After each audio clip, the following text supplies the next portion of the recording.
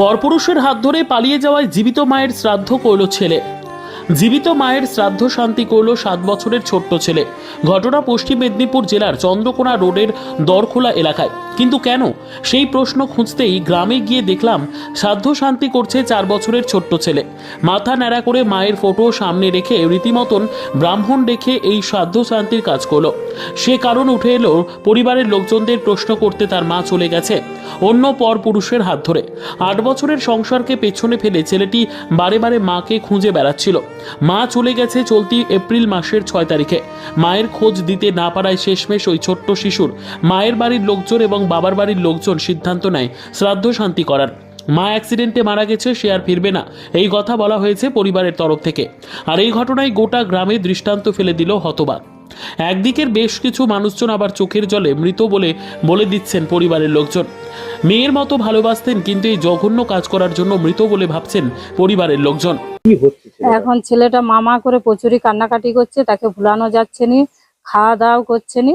আর সেই জন্য আমাদের বাড়ি থেকে সিদ্ধান্ত নিতে হলো যে একটা কিছু করতে হবে। সেই জন্য আমরা শ্রাদ্ধ শান্তি তাকে দিয়ে করিয়ে দিলাম, যাতে ও বোঝে, যে জানে যে আমার মা নাই, আসবে না, মারা গেছে। কোনো দাবি ছেলের প্রতি সে বলেই দিয়েছে যে আমার মায়া নাই, আর নাই। সেই জন্য আমরা এটা লিখতে বাধ্য হলাম। হ্যাঁ, একটা ছেলের সাথে চলে গেছে, সেখানে আমরা গেছিলাম, সে ফিরবে না, কোনো ছেলের প্রতি দাবি নাই, সে লিখে দিয়েছে, লিখিত করে দিয়েছে। তার নাম? আমার নাম মিনা ঘোষ। কি নাম তোমার? অংশুমান ঘোষ। অংশুমান ঘোষ। মা মরে গেছে। মা মরে গেছে? আচ্ছা। মা আর আসছে না? মা কোথায় গেছে জানো? কি হয়েছে মায়ের? শরীর খারাপ। হ্যাঁ, গাড়ি চাপা দিতে। গাড়ি চাপা দিয়েছে।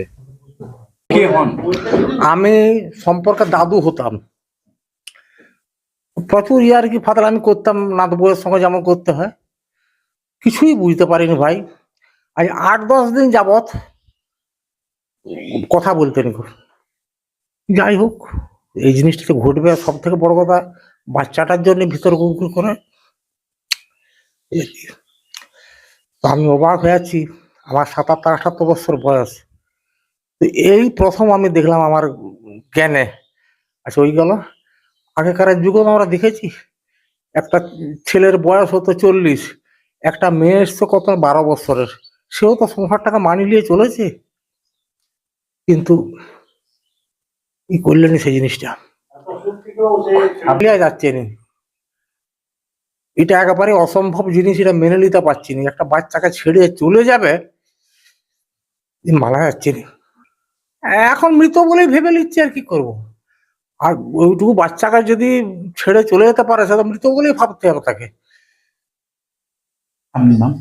আমার নাম হচ্ছে অজয় উকিল।